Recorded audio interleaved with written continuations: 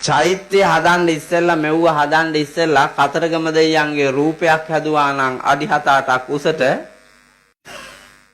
මේ ගෑනු මැරෙනවා බොලන් අතන.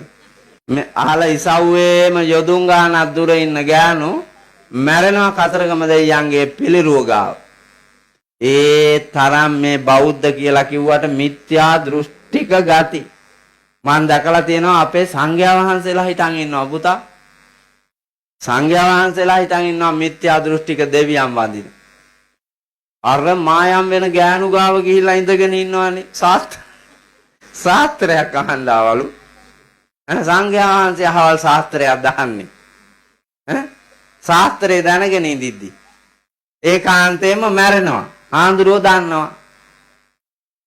අන්තෝ ජටා බහි ජටා ජටාය ජටිතා පජා. ඇතුළෙත් ගැට පිටත් ගැට ගැටවලත් ගැට. ඇයි? කෙලස් බර ලෝකයේ මෙහෙම ගැට උපදිනවා. ඒ ගැට ඉදිරියේ ඉන්නතුනේ පුට්ටස්ස ලෝක ධම්මේහි චිත්තං යස්සන කම්පති අශෝකම් විරජාංකේමං ඒතම් මංගල මුත්තම.